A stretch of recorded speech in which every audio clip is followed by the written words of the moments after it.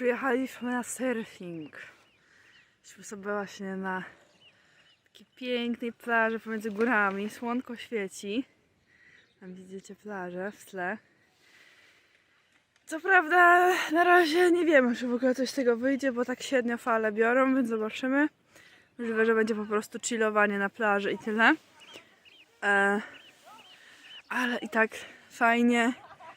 Przyjechaliśmy w jakieś inne miejsce zobaczyć, także super. Droga w ogóle była niesamowita. Jechaliśmy obok najgłębszego jeziora w Europie.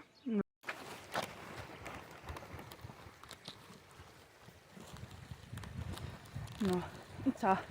Dostaliśmy stroje, takie śmieszne do surfingu.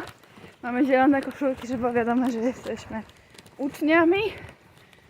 No i zaraz zobaczymy, zaraz się zacznie pierwsza lekcja. Mam nadzieję, że uda mi się nagrać. Hey YouTube! Follow my channel!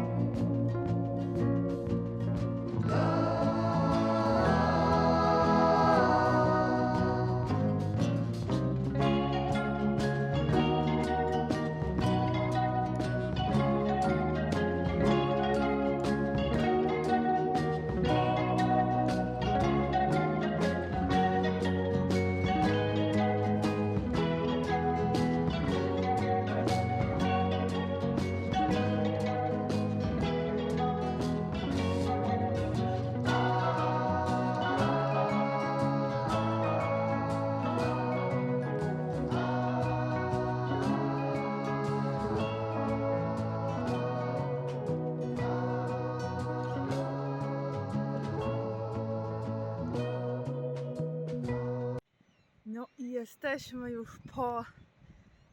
jeszcze z mokrymi włosami. Jeszcze z plaży. Już mamy taki zachód słońca, ale akurat słońce zachodzi za górą, to tak nie widać. Kurde, powiem wam, ja jestem beznadziejna. Jakby wiem, że pierwsza lekcja też nie można oczekiwać za dużo, ale wydaje mi się, że to nie jest do końca sport łatwy dla mnie, a może w ten sposób. Ale kurde, tyle miałam z tego fanu. Wiecie, jakby samo w ogóle przebywanie w wodzie i te fale, które się tak unosiły. Jakby wystarczyło mi w ogóle siedzenie na tej desce, wiecie, fale się podnosiły, robię takie wii. Bo po prostu jakby sam nie wiem, sam ten proces mi sprawia przyjemność. Nawet nie wiem, jak to do końca nazwać. Nie, to nie jest pierwszy raz, kiedy mam tego typu odczucie, ale naprawdę mega przyjemne. Przypomniało mi się właśnie, jak bardzo lubię wodę, bardzo lubię w niej pływać. Niesamowite. Wspaniałe. Polecam. Jak będziecie mieli jakieś okazje spróbować surfowania, to serdecznie polecam.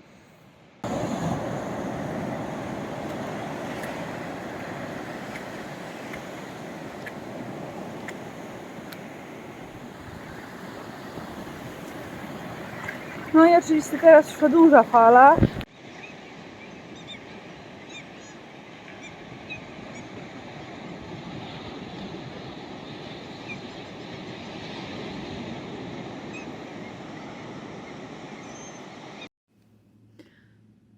Teraz witam Was z mojej uczelni. Wczorajszy surfingowy dzień już za mną. Tak sobie pomyślałam, że właśnie dopowiem parę rzeczy na ten temat, a akurat dzisiaj muszę sobie popracować trochę też nad projektem. A ostatnio w sumie dzięki Kasi odkryłam, że lepiej mi się pracuje siedząc na uczelni niż jak siedzę w domu, bo w domu po prostu mi się nie chce. W domu mam za blisko do łóżka, w domu mam za dużo wszystkiego, jakby wiecie. Mam na przykład nieposprzątane rzeczy, to będę myślała przez cały czas pracy, że muszę to zrobić i nie będę mogła się skupić, więc myślę, że takie rozwiązanie jest całkiem spoko. U mnie na razie działa. Także tak sobie przychodzę, mimo że mamy niedzielę. A propos przychodzenia do szkoły o dowolnej godzinie, właśnie się zbieram z nich. Jest północ prawie. I przyszedł pan ochroniarz, żeby sprawdzić drzwi, czy są zamknięte, bo się zamykają automatycznie, no ale oni tak sprawdzają. Ja mówię, i wiecie, nie wyrzuca mnie, tylko mówi, a zgasi pani światło, jak pani wejdzie? Tam jest. No więc jestem tu i gaszę światło. I sobie idę. Także widzicie, taka szkoła, że chcesz siedzieć, wiesz gdzie jest światło, w ogóle wszystko możesz.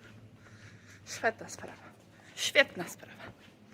A propos wczorajszego treningu, Jezus, jakie to było wspaniałe. Wspaniałe po prostu. Nie mam na to słów po prostu. I nie spodziewałam się w ogóle, że to naprawdę będzie tak dobre, no. Mimo, że naprawdę jestem w tym beznadziejna. Znaczy beznadziejna, no wiem, że to zajmę. Generalnie nie, ale no nie udało mi się wstać na nogi. Udało mi się jedynie na kolanach. To i tak jakby miałam taki świetny czas. Wiecie, mogłam sobie popływać, mogłam sobie poleżeć na desce, tak po prostu pochillować, słuchać sobie jak pływa woda, słuchać ludzi jak się śmieją, próbują rzeczy. Wspaniałe. Wspaniałe. No, a generalnie od początku. Jak to było, jak to się stało, że w ogóle ten surfing się wydarzył. Generalnie jak tu przyjechałam, to zapisałam się do organizacji studenckiej Natura. No i oni właśnie zajmują się różnego rodzaju aktywnościami, głównie związanymi oczywiście z naturą, czyli różnego rodzaju wspinaczki, jakieś spacery po górach, ogniska, wypady do sauny na przykład, wspinaczka, jakieś takie różne, znaczy taka wspinaczka, wiecie, na ściance wspinaczkowej i to zarówno takiej sztucznej w pomieszczeniu i zarówno takich naturalnych właśnie górskich ściankach, więc w ogóle mega sprawa, a w sumie płaci się za to niewielkie pieniądze, bo tam jakieś 200 koron na początku się płaci. No i tam oczywiście w zależności od aktywności czasami trzeba dopłacać, no ale jakby dopłaca się za tą konkretną aktywność, nie? Wiecie, tak jak na przykład za saunę, no to tam się coś płaciło, to za ten surfing też trzeba było zapłacić, jeżeli się brało lekcję, tak jak ja, to 700 koron, no ale wiecie, mamy tak, jest 200 koron, z tego to jest sama lekcja, no bo jak się nie chciało lekcji, to się płaciło 500, a w tym już mamy dojazd w jedną stronę i z powrotem. Mamy zapewnioną osobę, która też prowadzi ten samochód i do tego mamy też zapewnione przekąski. No, tak. W sumie tak. No i generalnie fakt, że ktoś nam to zorganizował, no nie oszukujmy się. No, więc tak właśnie się wybraliśmy właśnie na tą plażę. Plaża w ogóle wspaniała, tak między górami właśnie usytuowana. Mega fajna. No, musiałam sobie wygooglować. Plaża się nazywała Hedvig. Hoddevik? Nie wiem. Mój norweski nie jest najlepszy. Hoddevik, myślę, że to chyba tak to się nazywa. No, no i w cenie jest też już wynajęcie sprzętu, który jest potrzebny, czyli deski i ubrań. Mieliśmy takie właśnie te kombinezony, do tego rękawiczki i buty, bo jednak temperatura wody to jest tam około 6 stopni jak na razie. No, ja próbowałam przez chwilę być bez rękawiczek, bo strasznie mnie denerwowały, ale faktycznie no nie da się wytrzymać bez rękawiczek za długo. Tak, no, ja wytrzymam jakieś 15 minut. Myślę, że mogła jeszcze chwilę wytrzymać dłużej, ale no wiadomo, że po co, skoro są rękawiczunie. Rękawiczki w ogóle nie są takie złe, tylko chodzi o to, że one nie mają palców i wiecie, przez to, że no, są takie zamknięte, że ma się tylko kciuk, to jakoś tak, nie wiem, mi było się trudno, nie wiem jak to powiedzieć, wyczuć po prostu, wiecie, te momenty jak trzeba było wstać na tej desce czy coś, to jakoś tak trudniej mi się to robiło w tych rękawiczkach, ale jakoś tak potem już na tyle długo siedziałam w tej wodzie, że już mi to aż tak nie robiło w sumie. Musieliśmy wyjechać o 6, wyjechaliśmy tak jakoś tam 6:30, koniec końców, czyli wiecie jak zawsze, jak to bywa. No i tam się jedzie jakieś 2,5 godziny mniej więcej, takim normalnym tempem. No tutaj jakby nie patrzeć, Norwegia ma tak slalomowe drogi, wiecie, że się wcale nie dziwię, że to tyle zajmuje, bo tak naprawdę to wcale nie jest tak daleko od Woldy, jak się spojrzy na mapę. To wiecie, to jest taka linia prosta, no ale nie da się tego tak pojechać, bo jest woda. No i trzeba jechać tak dookoła po prostu, śmiesznie. Ale miałam kierowcę, nawet całkiem niezłego, kierowczynię właściwie. No i sobie właśnie z dziewczynami i chłopakami pojechaliśmy. No jak przyjechaliśmy na miejsce, to no trzeba było się rozliczyć oczywiście, wiadomo. No i poznaliśmy naszego pana instruktora, który właśnie ma tą szkółkę surfingową tam. No i on tam nam trochę opowiedział na ten temat, powiedział nam właśnie jaki sprzęt dostaniemy, skąd możemy wziąć sprzęt, tam logistycznie ogarnął właśnie komu co, po co, na co trzeba dać i tak dalej. Właśnie też dobrał rzeczy pod ludzi, bo tego się generalnie dobiera przede wszystkim do wzrostu, praktycznie wszystko. W sensie wiecie, ten kostium jest pod wzrost, on jest bardzo rozciągliwy, więc tak naprawdę wzrost jest najważniejszy w tym wszystkim. Deskę dla nas, dla początkujących też dobierali pod wzrost. Potem generalnie wiadomo, że jak już człowiek zaczyna sobie pływać, to może sobie wybrać inaczej, jeżeli preferuje, no ale to już wiadomo, że z doświadczeniem to się wszystko zmienia. Ale na początek nam właśnie dali tak, żeby pod wzrost było wszystko. No i do tego buty rękawiczki, no to zgodnie już z rozmiarem. No i właśnie mieliśmy nasze lekcje. Oczywiście lekcje zaczęły się od teorii. Była właśnie teoria na temat tego, jak się leży na desce, jak się na nią wchodzi, jak się pływa na niej, jak się właśnie staje. Co tam jest? Jak się staje, co jeszcze?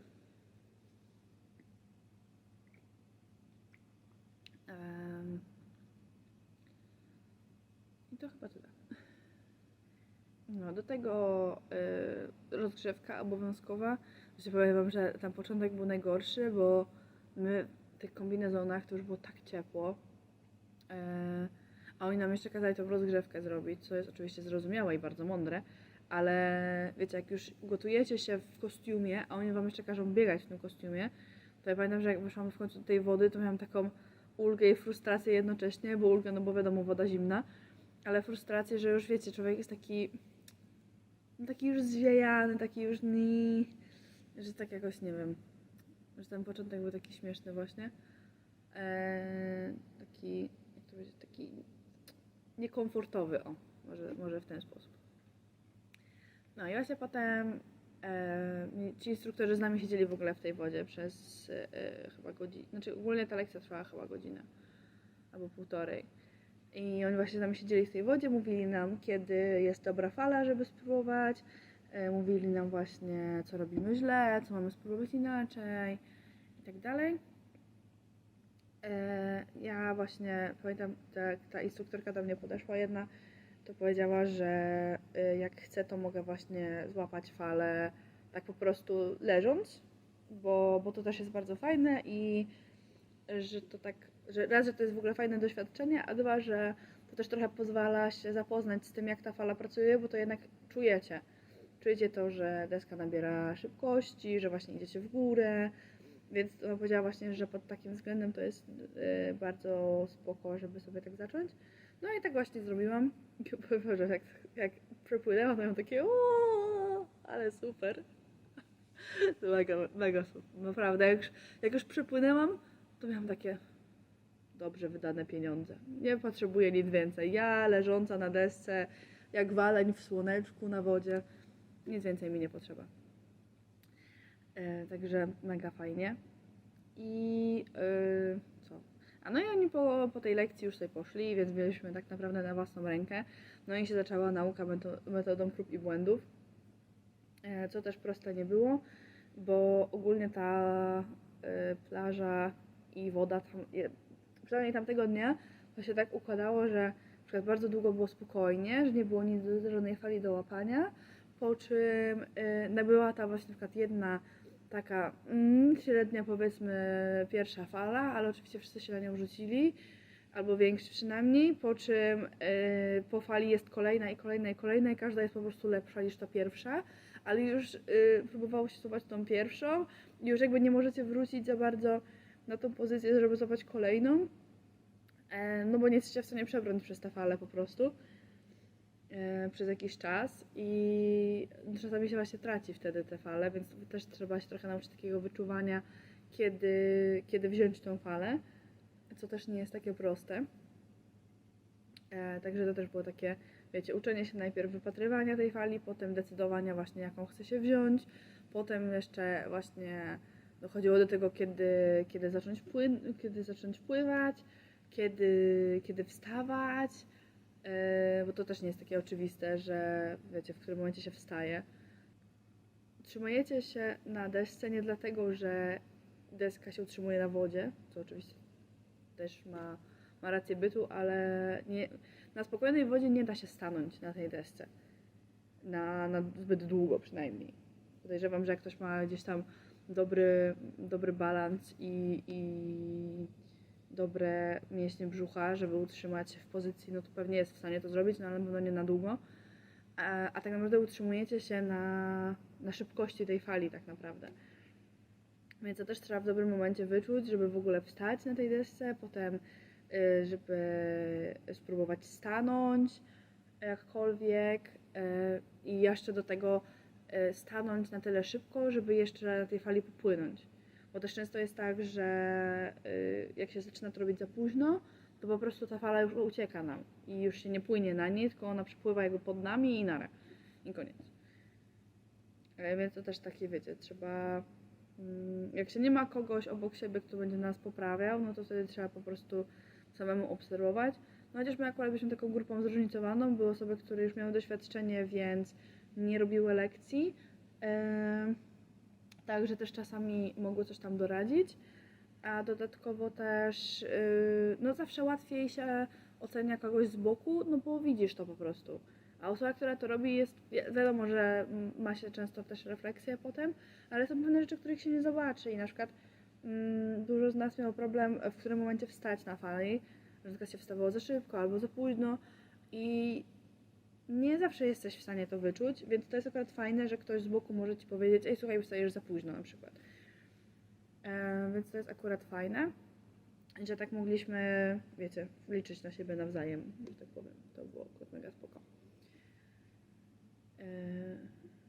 No. Generalnie byliśmy na tej plaży, tak o 6 rano wyjechaliśmy z Woldy, to wróciliśmy o 22 stamtąd i na miejscu siedzieliśmy dobre 8 albo 9 godzin, z czego myślę, że przynajmniej z 5 spędziliśmy surfując. Wiadomo, z przerwami i tak dalej, ale jednak no myślę, że spokojnie z 5 przynajmniej, może nawet 6. A potem właśnie mieliśmy wieczorem ognisko, jak się już wszyscy ogarniali, także to też taki fajny akcent na koniec. To jest straszne, traumatyczne i w ogóle najgorsze przeżycie życia. Zakładanie i ściąganie stroju. Jak wszyscy mnie uprzedzali, że zakładanie i ściąganie jest ciężkie. Założyłam, mówię, dobra, łatwo nie było, ale nie było też tak źle. Udało mi się to nawet zrobić samej. To też nie jest takie oczywiste. I jakoś to poszło. Ale ściąganie, Jesus, Panie Boże, ściąganie tego to jest... Ja nie wiem jak ludzie to ściągają samemu. Nie mam zielonego pojęcia. Ja chciałam pójść siku w pewnym momencie. I już wiedziałam, że muszę iść i wiedziałam, że lekko nie będzie. Stwierdziłam lepiej szybciej niż później. i nie byłam w stanie. Normalnie mocowałam się z tym kostiumem z 15 minut pod tą toaletą. Nie byłam w stanie tego ściągnąć. I w końcu wróciłam na plażę, poprosiłam moją współlokatorkę Emmę, żeby mi pomogła, bo nie byłam po prostu w stanie. Chyba dobrze wyszło, bo ona przy okazji też skorzystała z mojej pomocy i przynajmniej, że tak powiem, mieliśmy z głowy toaletę, ale już jak ściągnęłyśmy te stroje, to obie stwierdziłyśmy, dobra, jak już nie będziemy ścigać do końca tego surfowania, bo to po prostu straszne. No potem jakby tą dolną część można samemu ściągnąć, ale kurde, tak gimnastykować się, tak trzeba czuć się jak taki kondom po prostu, taki, wiecie, tu ci, bo to jest takie, że te nasze przynajmniej nie miały zamków, one miały tylko tutaj jeden zamek na kaptur, a tak to reszta była bez zamka, więc to wszystko trzeba było tak, wiecie, od góry ściągać, więc jak już się ściągało ręce, to i one na przykład tak utykały tutaj, zanim się ściągnęły resztę, to się czuł taki kondomik. No, także ściąganie, zakładanie stroju to tak, no, to tak niełatwe, ale śmieszne. Ja się śmiałam, że to jak się pomaga komuś to zakładać i ściągać, to nowy poziom przyjaźni się nawiązuje, także też się przydaje, widzicie, tutaj na relacje międzyludzkie. No, i co? To tyle, taka historia z surfingiem. Wiem, że nie jestem ostatnio specjalnie regularny z tymi moimi filmami, no ale niestety jest jak jest. Na razie nie mam na to rozwiązania, ale na pewno jeszcze nakręcę parę jakichś takich rzeczy, zanim wrócę. Co tak naprawdę już niedługo nastąpi. Szybko zleciało, szybko. No, ale to zawsze tak jest, że się wszystko szybko kończy. No. A teraz Wam życzę wspaniałego tygodnia. Mam nadzieję, że wrócę to dzisiaj albo jutro. Myślę, że jutro, czy w poniedziałek. Także idealnie do poniedziałkowej kawusi będziecie mogli mnie obejrzeć i życzę Wam wspaniałego tygodnia.